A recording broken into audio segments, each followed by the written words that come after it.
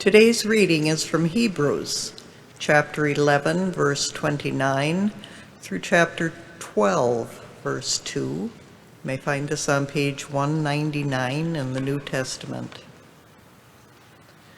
The author of Hebrews presents us with rich stories of faith. In a long list of biblical heroes, we find examples of trust in God that enabled them to face the trials of life faithfully. In addition to this cloud of witnesses, we have Jesus, the perfect model of faithful endurance. The reading begins at verse 29. By faith, the people passed through the Red Sea as if it were dry land, but when the Egyptians attempted to do so, they were drowned. By faith, the walls of Jericho fell after they had been encircled for 7 days. By faith, Rahab the prostitute did not perish with those who were disobedient, because she had received the spies in peace. And what more should I say? For time would fail me to tell of Gideon, Barak, Samson, Jephthah, of David and Samuel and the prophets, who through faith conquered kingdoms, administered justice, obtained promises, shut the mouths of lions, quenched raging fire, escaped the edge of the sword, won strength out of weakness, became mighty in war, put foreign armies to flight. Women received their dead by resurrection. Others were tortured, refusing to accept release in order to obtain a better resurrection. Others suffered mocking and flogging and even chains and imprisonment. They were stoned to death. They were sawn in two. They were killed by the sword. They went about in skins of sheep and goats, destitute, persecuted, tormented, of whom the world was not worthy. They wandered in deserts and mountains, and in caves and holes in the ground.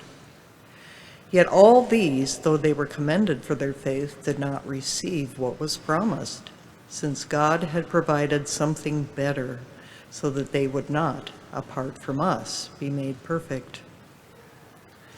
Therefore, since we are surrounded by so great a cloud of witnesses, let us also lay aside every weight and the sin that clings so closely, and let us run with perseverance the race that is set before us, looking to Jesus, the pioneer and perfecter of our faith, who for the sake of joy that was set out before him endured the cross, disregarding its shame, and has taken his seat at the right hand of the throne of God.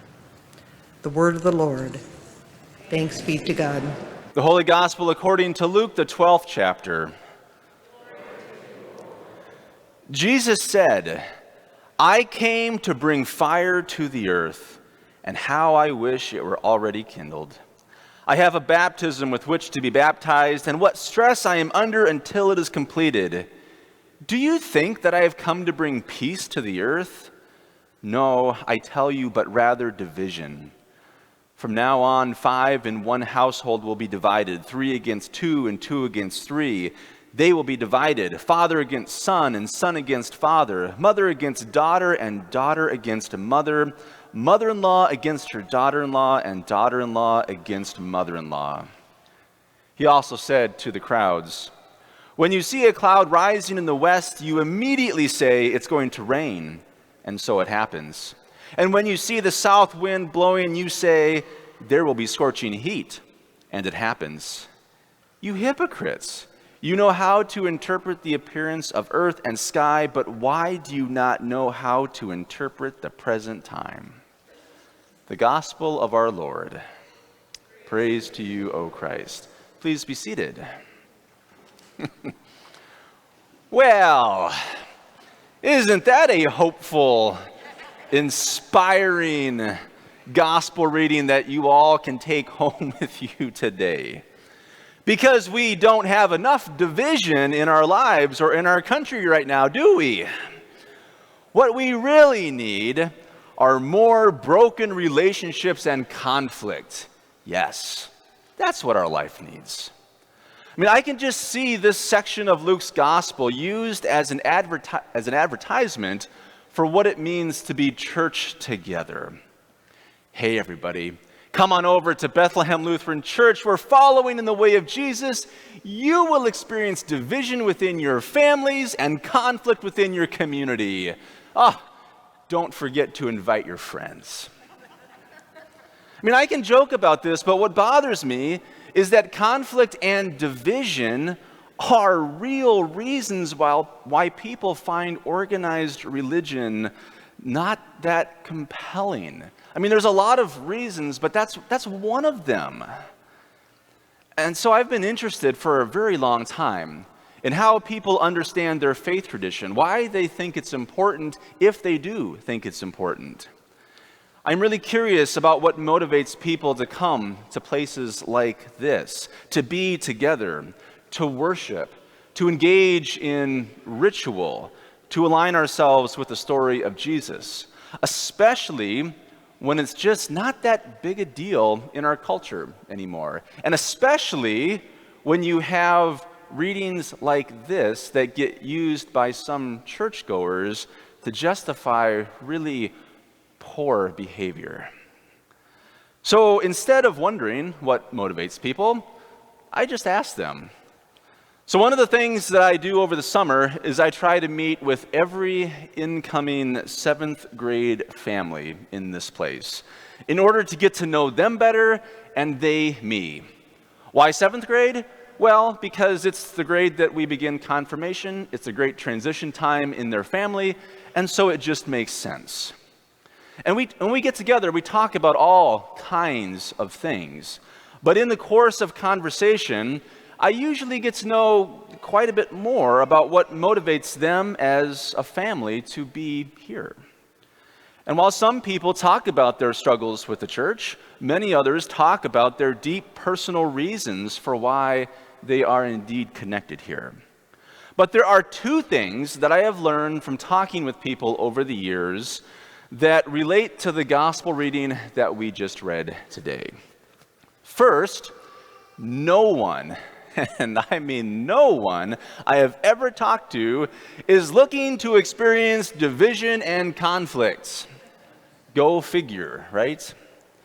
But secondly, no one is looking for a cheap and easy faith that is irrelevant to life. People don't want to be bored, which is not to say that they want to be entertained, but instead they want to do and be a part of something that matters. We want to engage in practices that deepen our spiritual lives in such a way that it actually helps us live more fully, more intentionally, more engaged lives with others, with our families, within our world, and with God. And believe it or not, I actually think that is part of why Jesus speaks as he does in today's reading. The last thing Jesus intends to do is establish a religious system where people show up once a week to be bored together, or to consume programs, or to intellectualize God so much so that our faith and spiritual lives have no bearing on what we do every single day in our jobs and in our families and in our communities. So let me ask you a question. Is anybody here with us a C.S. Lewis fan? Does that name ring a bell? Anybody a fan? Few people? What about parents who have kids or grandkids? Did anybody grow up either having read to them or reading the Chronicles of Narnia? Anybody? Again, a few. So if you are not familiar, C.S. Lewis was a famous 20th century scholar. He was a writer, some other things, and he ended up creating stories, children's stories about Narnia. It's a world of talking animals that a few kids stumble into and have these incredible adventures, these crazy adventures. I loved it when I was growing up reading these things. So these stories are fairly popular with kids, but because of what he did and because of his intellectual nature, adults also enjoy these stories because they function on a much deeper level. Most of these stories are allegorical in nature, or the characters and events in the books, they mirror certain events and people in our world and in the Christian faith. In particular, the character of Aslan, he's a lion, he's associated with Jesus. That is the Christ figure in these stories. And I tell you all of this because there's a great part in the first book where Lucy, who is a young girl, is being introduced to Aslan, this lion, this Jesus character, for the first time, and she's really nervous. And she begins to ask all of these questions. And being that Aslan, again, is a lion, Lucy asks this really important question: is he safe? And the famous line that is spoken back to her is this: of course, he isn't safe, but he's good. When C.S. Lewis encountered Jesus in the Gospels, he did not see someone who was safe. Good? Absolutely. Safe? Not so much. As Jesus proclaimed and lived out God's dream for the world, there were natural consequences for such behavior that his early followers knew quite well.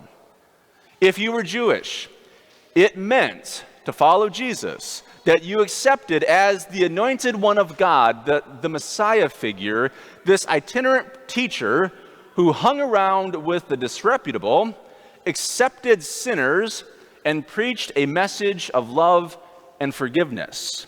In other words, it meant that you accepted one who looked almost nothing like a great military leader and king that they had expected and hoped for, who would deliver them from all of their problems and hardships. So if you were a Gentile, if you were not Jewish, it meant to follow Jesus that you accepted as the anointed one of God, this itinerant teacher who hung out with the disreputable, who accepted sinners, who preached a message of love and forgiveness. In other words, it meant accepting one who looked almost nothing like what the culture held up as important and powerful. These were not values or a lifestyle that one aspired to. Following the way of Jesus meant not only adopting a different understanding about the nature of God, but adopting a different way of living in community with one another. To be a follower of the one who accepted and even honored the disreputable meant that you were called to do the same. To be a follower of the one who preached love and forgiveness was to practice the same, especially when it came to those who were different in appearance, in culture, and beliefs. And differences, as we just demonstrated, are really easy for us to pick out. The way of Jesus was a lifestyle to be lived in community, in the workplace, and in the family. It doesn't matter who you are or what time you grew up in, accepting the way of life from Jesus cuts against the grain of how we typically live. We are good at creating boundaries to keep the good in and the bad out. And again, my kids, they know this. They know this very well. They know what they need to do in order to fit in, to be inside the boundary with their young peers, and become easily terrified of being made fun of if they don't fit in. We fear those who are different, who bring change, and that fear is used to justify all kinds of unpleasant behavior. This is the way it has always been. This is what we do as people. So Jesus comes proclaiming that in God's world, in God's kingdom, it looks nothing like that. And then shows people what he's talking about through the stories that he tells and what he does. And people, especially those on the outside, found his message absolutely compelling, as people were made whole, as people were forgiven and healed, as people were welcomed and accepted in a community that was grounded in love. And when Jesus' followers started to adopt this view and understanding of God and practice this way of living in their lives, they quickly noticed that they didn't quite fit in anymore. No doubt their friends and family noticed too, and were anxious to bring them back in line to what was considered typical. It's not hard to imagine then, in that context, a father turning against the son, and a mother against a daughter, and a daughter-in-law against her mother-in-law. We want good things for our loved ones, and it is absolutely maddening when the people that we care about begin to act and even think in ways that are outside of what we know and what we value. And I think we can understand that. In fact, I hear this all the time coming from grandparents and parents who think that their kids are backwards in their way of living and then pressure them to be different. That's not how I did things when I was your age. I mean, that kind of stuff. But here's an important distinction about the divisions in today's reading. Following in the way of Jesus does not lead us to believe that other people are unacceptable or less, and therefore justify cutting them out of our lives. That is not the kind of division Jesus brings. That is not God's dream for creation. Thinking that our faith always makes us right or better or more holy than others does not bring life. In fact, it does quite the opposite. It only brings pain and suffering to people. And our world does not need any more of that kind of pain and suffering, any more of that kind of division. Rather, following in the way of Jesus, living into God's grace and love, which makes room for all people, which sees vulnerability actually as a strength, offers forgiveness and mercy to those who wrong us, well, that makes people really nervous. It's not the way most of us understand life to be. In a world of boundaries where there clearly are in and out, good and bad people, where strength is power, where revenge is the norm, the way of Jesus not only makes no sense, it's also dangerous, as it directly challenges our assumptions about how life is structured. And so people began to separate themselves from Jesus and any who would adopt his way of understanding God and living out God's unconditional, radical kind of love in the world. This is the kind of division that Jesus brings. And to illustrate this point, Jesus will tell a story a few chapters later, actually, in the Gospel of Luke, a story that we've come to call the prodigal son. It's a story about two brothers. One who turns his back on his family by taking his inheritance prematurely and squandering it in a life that brings disrespect and dishonor to his family. And the other brother who stays at home, who works really hard running the family business, who is always there, and who is very, very, very dependable. As the story goes, after running out of money, the brother who left home comes crawling back and is not only welcomed by his father, but is loved to the point where his father throws a party, a celebration in honor of his lost son who had come back home. But here's how the story ends, if you're not familiar with it. The story ends with the dependable, responsible brother refusing to attend the celebration, even as his father begs and pleads for him to come. It's just too much for him. There is division in the family.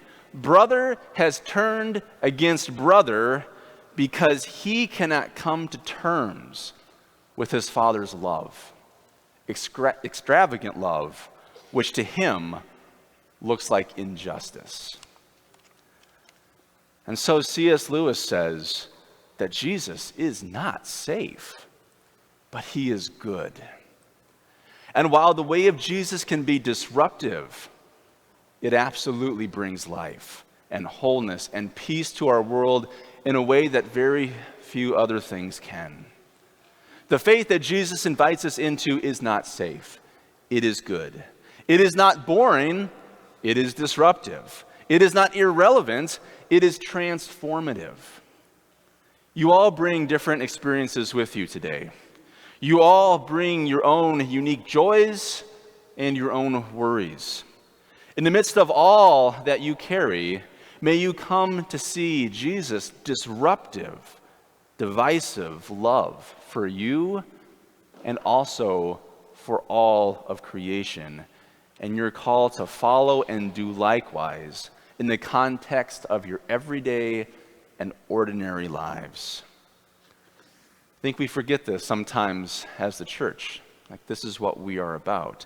And yet this is what so many are hoping to find, a faith and a spirituality that is deep and relevant, a faith that impacts our life and the lives of others.